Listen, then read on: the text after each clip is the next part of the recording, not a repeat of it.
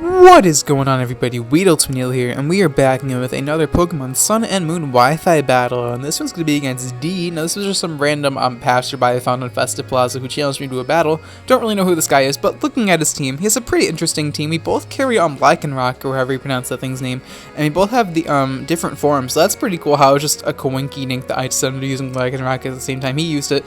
I have Pyukumuku on my team again, and I have my first legendary you're actually going to see me use, Necrozma. Definitely underrated, and you'll see why later in the game, using Alola Marowak and Shiinotic, and I also have Porygon Z with the broken Z move, as you'll see. So we're going to get into the battle against D. He's looking pretty cool with his shades. I think this is the first guy who's using a guy avatar in the game, which is just kind of hilarious because everyone is being girls because trainer customization is just so much fun, honestly. So gonna lead with Lycanroc. He's gonna lead with Lycanroc. Nothing too surprising here, as he's just gonna go for the taunt because he does outspeed me. I don't carry taunt on my set. I'll reveal my set later on in the game.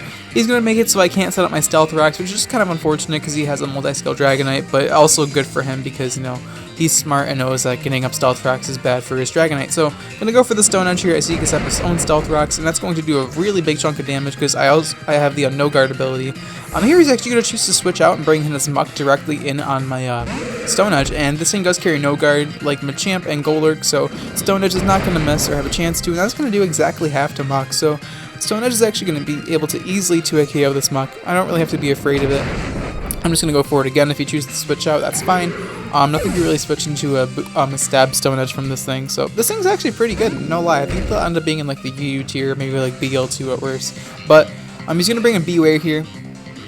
You probably noticed here that he actually outspeeds me, but that's because after I'm going to show I have Focus Sash, which is kind of a standard thing on Lycanroc, I'm actually just going to smack this Beware with a counter. There was no way he would have expected that, but I just gave this encounter because I saw it was a level up move through the Midnight form, and I'm just like, hell yeah, I'm gonna put it on there because I love random counter leads, and it just kind of wrecked him there, as now he's just gonna fire up Accelerock, and my Lycanroc is going to die. So if I'm pronouncing Lycanroc wrong, feel free to let me know in the comments, but I have no idea how to pronounce this Pokemon's name, and I'm too lazy to do research, so that's the thing. So now I'm going to bring in Toadette, and I'm just going to go for the Giga Drain here. If he wants to go for Taunt, so be it. I mean, I could easily just run for Spore, but if he taunted me, Giga Drain is just my safest play, as I'm just going to be able to knock out the Lycanroc here pretty easily, and I'm going to be able to gain the little bit of health I am missing, and down that thing goes. So my Lycanroc actually did so much work to his team, like being able to one-shot Beware, 2 KOing Muck, and that's just a lot of stuff that Pokemon did, and it also weakened his own Lycanroc, so he did a lot of work this game. He definitely underestimated my form, and he just kind of got caught off guard by the the counter, which I can understand why, because it's a new Pokemon and no one knows what it does, and I highly doubt that counter is going to be a common move on that Pokemon, but that's what I like to use. I like to use random funny moves, and sometimes they work, sometimes they don't. So here I'm going to go for the Moonblast onto the Dragonite, as he's actually going to get the weakness policy. I can't say I didn't expect that. That's why I went for the Moonblast, because now he's going to think he's all well and good to sweep, but I'm definitely going to just make him eat his words, because I'm just going to bring him a Pyukumuku here. Bitch, I'm still in the cuts.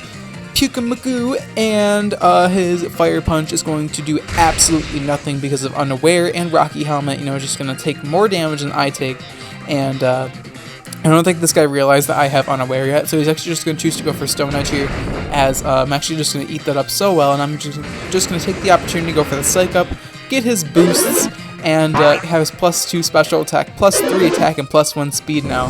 And now he's just going to choose to go for Outrage. I think he realizes that I have Unaware now, or he just realizes that this thing's either really bulky and just doesn't know this thing is Unaware. I'm assuming if this guy has a semi-competitive knowledge, and he just probably realizes I have Unaware now, but Psych Up, I'm going to steal his boosts. He's going to lock himself into Outrage here, and since I am slower, I'm actually going to get a free Baton Pass out here. He's going to Outrage, take some more Rocky Helmet damage, and I'm just going to go for the Baton Pass here. Unfortunately, he did not get the 2-turn confusion. That is just fine with me. I stole his speed boost, so I can just easily bring in my Porygon Z here. Also stole his 2 special attack boosts, so I'm looking pretty scary right now, honestly. I'm just going to go for the Ice Beam. I don't even need to go for Z conversion, because that will easily be a choke, but I'm going to go for the Ice Beam, knock out the Dragonite, and down that thing goes. Pyukumuku, showing off that stealing boost is just such a strong ability and strong niche that you can have, and if people don't expect it coming, like, just right, like there, I stole his weakness policy and his Dragon Dance boost, and now I'm taking advantage of it. But he's going to bring in his Tapu Lele, who winds up being Choice Scarfed, and it's just broken ass Psychic is going to knock me out. I personally think Tapu Lele is the strongest Tapu Pokemon, and honestly, extremely powerful. I think it's the strongest Pokemon that's been released for double battling. In all honesty, I think this Pokemon's absolutely insane. Maybe I'm just overlooking it or overestimating it, but I think it is really good. I think it's extremely good. But I'm going to bring my Necrozma here. This thing's also, I think, low-key broken. I'm just going to go for the Calm Mind here. I am mono attacking, as you'll see, but this set is just mainly for late game sweeping. I already have gotten rid of his Dark type, so I have no fear of that anymore. So gonna go for the Calm Mind here, as Primarina is gonna come out. I'm not really afraid of this Primarina. Primarina doesn't really do that much to my team, or too much to me after a couple of Calm Minds. He can be like Specs, I don't really care.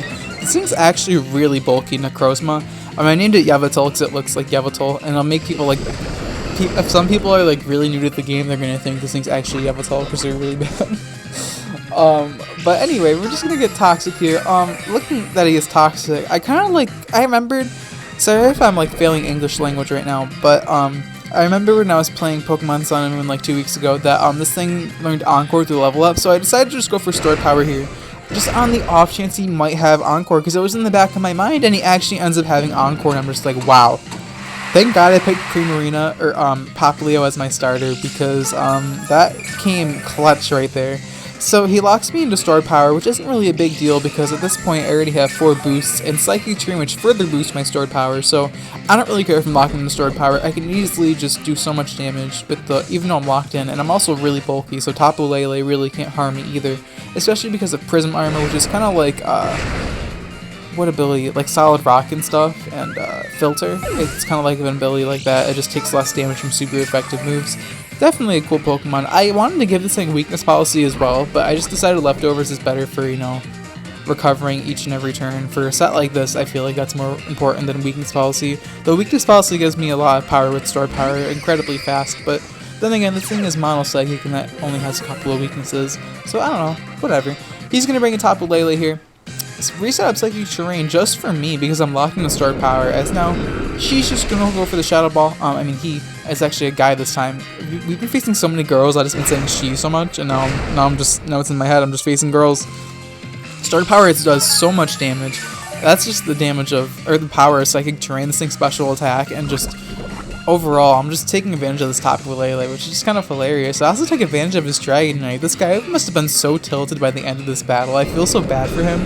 But he's gonna get a Shadow Ball here. It's going to do abysmal damage. He does get a Spadef drop here, but that really doesn't do that much for him because now I can just knock him out with the Stored Power. We're gonna knock out the absolutely broken Tapu Lele, taking advantage of his own Psychic Terrain, knock out Tapu Lele, and that's gonna be the end of the battle. So that was a really fun game. I didn't even get to use my Alolan Marowak, but that just shows the power of Pyukumuku and Necrozma, honestly. Pyukumuku just absolutely wrecked that Dragonite. And yeah, that's going to be the battle, guys. Thank you so much for watching. If you enjoyed, likes and comments are shares as always. And if you really enjoyed the video and want to support me even more, feel free to hit that subscribe button. It really means a lot. And the question of the day is going to be, what is your favorite Pokemon to use competitively? I probably already asked this question before, but I mean, maybe people's answers have changed since the new generation has come out.